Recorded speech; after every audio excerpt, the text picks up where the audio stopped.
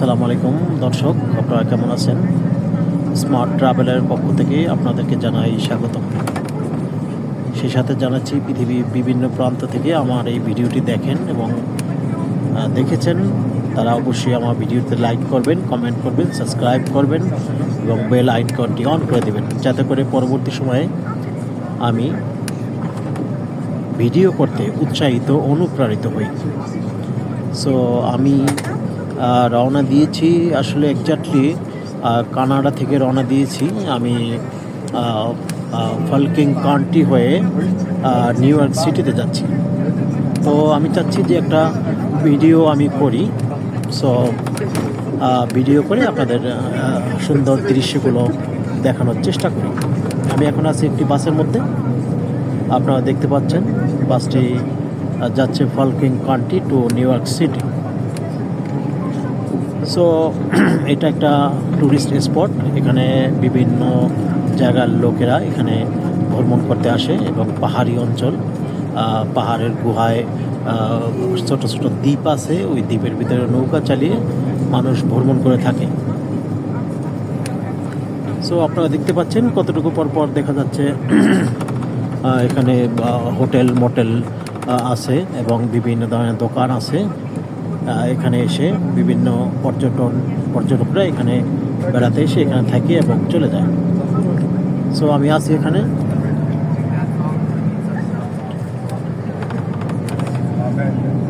দেখতে পাচ্ছেন।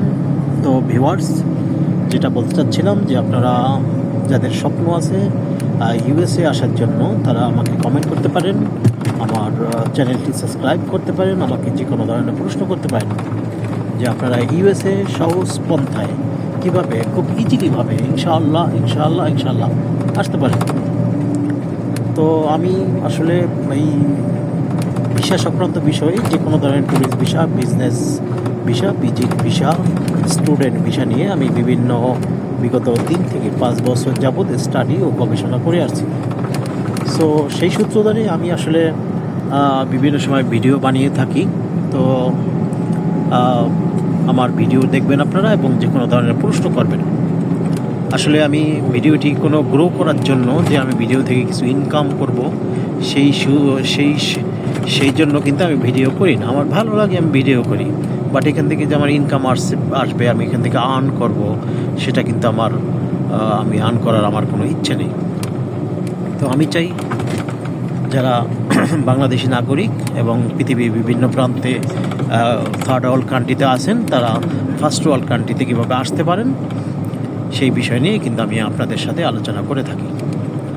তো এটা বলবো, যাদের ইচ্ছা আছে ফার্স্ট ওয়ার্ল্ড কান্ট্রির যে কোনো একটি দেশে মুভ করা এবং ওখানে স্থায়ীভাবে বসবাস করা, সেই সম্পর্কে যে কোনো বিষয়ে আমাকে প্রশ্ন করতে পারেন। আপনারা স্থায়ীভাবে ফার্স্ট ওয়ার্ল্ড কান্ট্রিতে এসে কীভাবে বসবাস করতে পারেন। তো এই বিষয়ে আমি অনেক ভিডিও দিয়েছি, আপনারা কিন্তু খুব সহজেই ফার্স্ট ওয়ার্ল্ড কান্ট্রির ভিসা পেতে পারেন। ভিসাটা হচ্ছে লাখের উপর ফেভার করে এবং আপনার প্রোফাইল স্ট্রং হতে হবে। আমি আগেও বলেছি, প্রোফাইল স্ট্রং ছাড়া কিন্তু আপনারা ভিসা পাবেন না। তো অনেকে মনে করেন যে আমি ট্রাভেল করব না, সো আমি ফার্স্ট ওয়ার্ল্ড কান্ট্রি ভিসা নেব। এটা কিন্তু নট পসিবল। আপনার ট্রাভেল করতে হবে, আপনার প্রুফ করতে হবে যে আপনি একজন ভ্রমণকারী, আপনি ভ্রমণ করতে ভালোবাসেন। ভিসা অফিসার যখন আপনার ফাইল ওপেন করে দেখবে যে আপনি ট্রাভেল করেন, আপনি বিগত 1 বছরে 3টি দেশ কিংবা 6টি দেশ ভ্রমণ করেছেন, সেই সূত্র ধরে ভিসা অফিসার একটা ভালো একটা মনোভাব নিয়ে আপনার ভিসাটা অ্যাপ্রুভ করে দেবে। তো আপনার সাদা পাসপোর্ট, আপনি আগে মধ্যপ্রাচ্যের কোনো দেশে আপনি জব করেছেন, এসেই আপনি সাদা পাসপোর্ট দিয়ে আপনি অ্যাপ্লাই করেছেন এবং আপনার প্রোফাইলও স্ট্রং না, সো সেই ক্ষেত্রে আপনি ফার্স্ট ওয়ার্ল্ড কান্ট্রি ভিসা আপনি আশা করতে পারেন না।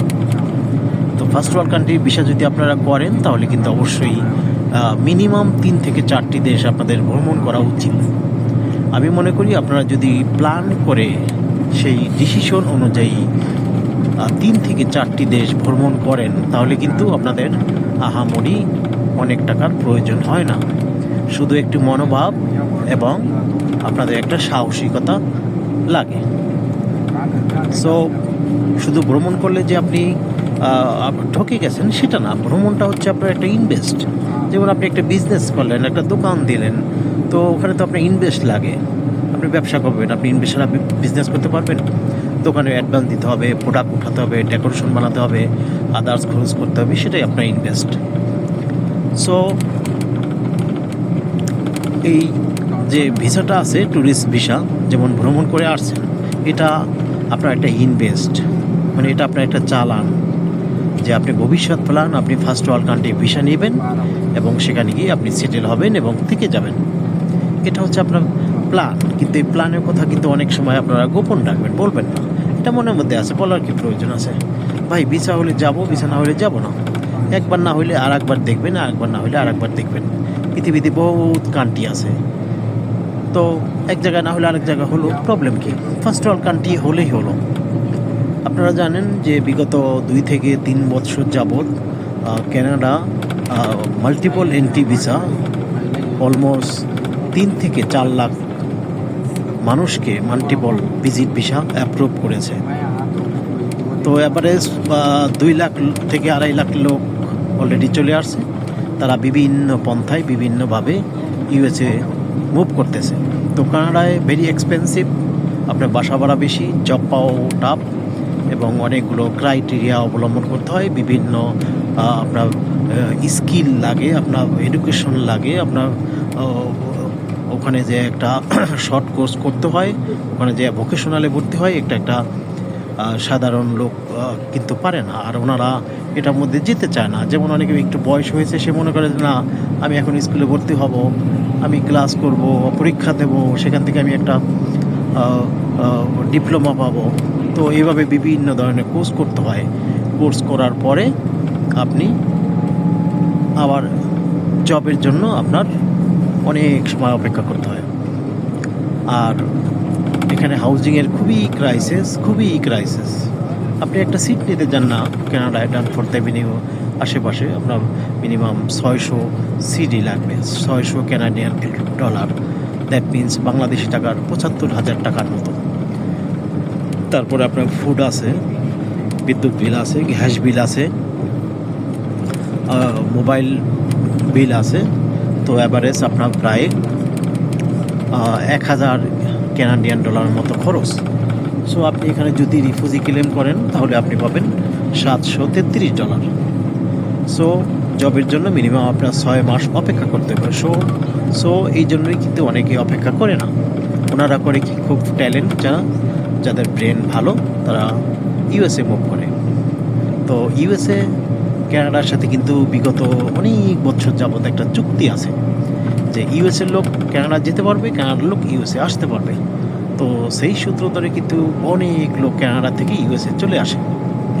তো এখানে এসে কিন্তু আপনারা খুবই সহজে, আপনারা ইমিগ্রান্ট যখন আপনাদের বর্ডার গার্ড পুলিশ ধরে, তখন কিন্তু আপনাদের একটা ডকুমেন্ট দিয়ে দেয় যে ফার্স্ট হিয়ারিং পেপার দিয়ে কিন্তু আপনারা সোশ্যাল কার্ড বানাতে পারবেন। নেক্সট হিয়ারিং, তার মানে টোটাল 3টা হিয়ারিং যদি আপনারা আসে, তাহলে গ্রিন কার্ডের জন্য আপনারা অ্যাপ্রুভ হবেন। সো ভিডিওটির বড় হয়ে যাচ্ছে। আমার ভিডিওটা আসলে খুবই গুরুত্বপূর্ণ। আপনারা যারা প্রবাসে এসে সেটেল হতে চান ফার্স্ট ওয়ার্ল্ড কান্ট্রির জন্য, তাদের জন্য ভিডিওটি খুবই গুরুত্বপূর্ণ। তো ভিডিওটি আর লম্বা করতে চাচ্ছি না, আমার কথা তো শেষ হয়নি, কিন্তু অনেক বড় ভিডিও হলে মানুষ পাবলিক দেখতে চায় না।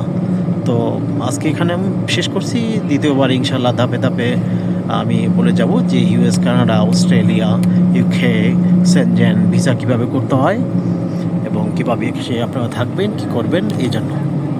সো আজকের মতো এখানে বিদায় নিচ্ছি। আল্লাহ হাফেজ।